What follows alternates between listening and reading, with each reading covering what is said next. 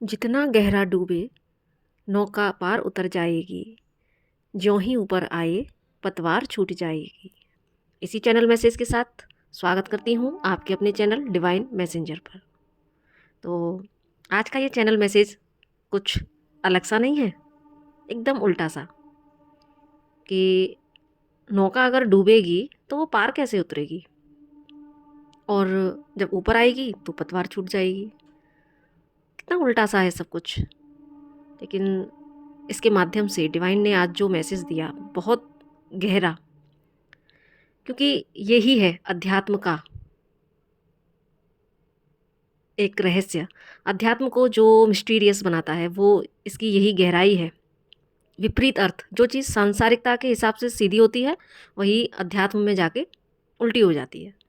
तभी तो अध्यात्म का रास्ता एक रहस्य और रोमांच से भरा होता है। जितना आप उसमें गहरा डूबोगे उतना ही मोती आप अध्यात्म में से निकाल के लाओगे। क्या मैसेज है इसमें? कौन सी नौका की बात की गई है यहाँ पर? कौन से डूबने की बात कही गई है? कौन सा पार उतरने की बात कही गई है? तो आप लोग शायद यहाँ पर इसके संकेत को पकड़ चुके होंगे कि जो लोग भक्ति मार्ग पर चल रहे हैं, जो लोग अध्यात्म से जुड़े हुए हैं, उनको बहुत अच्छे से ये संकेत पकड़ में आ गया होगा कि यहाँ पर हमारी जीवन नैया की बात की गई है। जो हम यहाँ संसार में बार बार जन्म मरण के चक्र में जो फंसे रहते हैं, जो तो यहाँ पर यही संकेत दिया गया है कि कैसे हम अध्यात्म में, कैसे हम भक्ति में इतना गहरा डूब जाएं। क्योंकि हम जितना गहरा इस भक्ति में डूबेंगे उतना ही हमारी ये जो जीवन की नौका है वो पार लगेगी।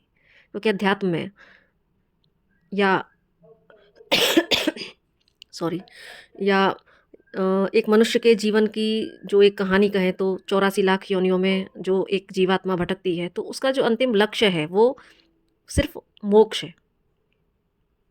हम अभी जन्म लिए जाते हैं, लेकिन जब हमारी अवेकनिंग ट्रिगर होती है, जब हमको समझ आता है, जब हमारी सोल की ये क्रेविंग होती है कि नहीं अब बहुत हो चुका, बहुत जन्म ले चुके, अब बस अब अपने उस डिवाइन से मुझे मर्ज होना है, तब आपकी जो अवेकनिंग शुरू होती है, तब हमें समझ में आता है कि हमारी ये जो जीवन की नौका है उसको पार लगाने के लिए हमें उस भक्ति के रस में डूबना ही पड़ेगा। उस भक्ति की जो नदी है, भक्ति का जो सागर है, उसमें हमें डूबना पड़ेगा। इसीलिए यहाँ पर ये विपरीत अर्थ लिए हुए मुझे यहाँ पंक्तियाँ चैनल हुई कि जितना आप भक्ति में गहरा डूबोगे उतना ही आप अपने मोक्ष की तरफ आगे बढ़ते जाओगे। और जैसे ही आपने उस गहराई से थोड़ा सा भी ऊपर उठने की कोशिश की, जैसे ही आप संसार की तरफ आए, संसार में अगर आपने कर्तव्य करने हैं, नो डाउट हम कर्तव्य को नहीं छोड़ सकते। हमारा पहला कर्तव्य यही है कि हमने मनुष्य जन्म लिया है, हमारी रिस्पॉन्सिबिलिटीज़ है वो भी हमें करनी है। लेकिन पहले हमें प्रायोरिटी सेट करनी है कि हमको साथ में कैसे 3D और 5D को बैलेंस करना होता है। बुद्ध भगवान ने जो मध्यम मार्ग बताया था कि हमको कैसे बैलेंस बना के अपने सांसारिक कर्तव्यों को भी पूरा करना है, और कैसे हमें उस भक्ति मार्ग पर चलकर, इस संसार में रहते हुए भी उस भक्ति मार्ग पर चलकर उस ईश्वर को प्राप्त करना है, मोक्ष की तरफ आगे बढ़ना है। और ये हमें कैसे करना है कि संसार में जैसे कीचड़ में कमल रहता है उस तरीके से हमें रहकर हम उस ईश्वर को प्राप्त कर सकते हैं कि संसार में रहते भी हैं, और लेकिन संसार की जो सांसारिकता है, संसार की जो भी प्रलोभन है, संसार की जो भी चीज़ें हैं वो जो आकर्षण हैं वो हमें अपने अंदर ना धकेल पाएँ।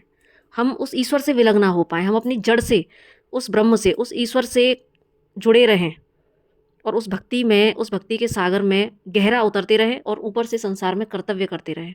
अगर ये जीने का ढंग हमें आ गया तो हम अपने कर्तव्यों को भी अच्छे से पूरा कर पाएंगे, और हमारी आत्मा के प्रति और हमारा उस परमपिता परमेश्वर के प्रति जो कर्तव्य है उसको भी हम अच्छे से निभा पाएंगे।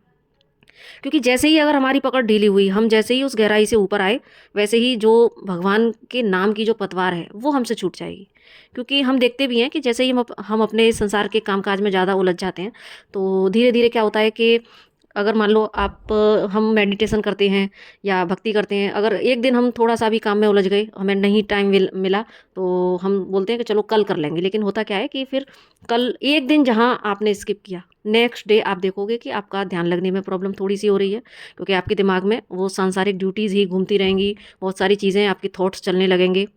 दूसरा, आपको थोड़ा सा ध्यान लगाने में प्रॉब्लम होगी, और चाहे आप पूजा से जुड़े हो, चाहे आप ध्यान से जुड़े हो, जैसा भी आप ईश्वर को याद करते हो, तो जहाँ एक दिन स्किप हुआ वहाँ आप दूसरे दिन भी थोड़ा लेज़ी होगे, फिर तीसरे दिन भी होगे। इस तरीके से हमारा संपर्क टूटता चला जाता है। और जितना आप गहराई में ध्यान में उतरोगे, उतना ही आपको उसमें इतना आनंद आने लगेगा कि आपका मन करेगा कि हम अगले दिन भी उस ध्यान की गहराई में उतरें।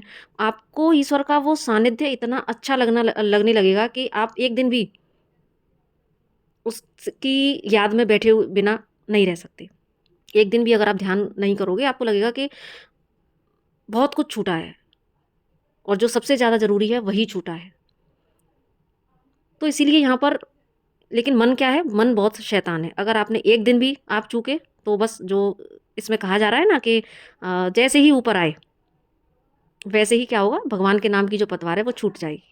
आपका दिमाग, आपका मस्तिष्क, सब कुछ आपका मन संसार में उलझ जाएगा। तो इसलिए हम थोड़ा-थोड़ा प्रयास करके उस गहराई में उतर सकते हैं।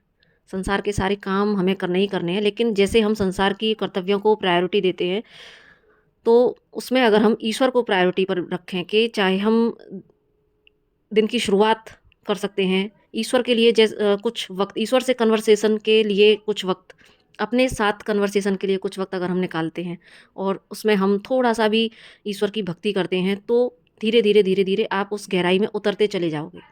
और फिर, क्योंकि अगर आप एक स्टेप उठाओगे तो आप आखिरी स्टेप तक भी जाओगे।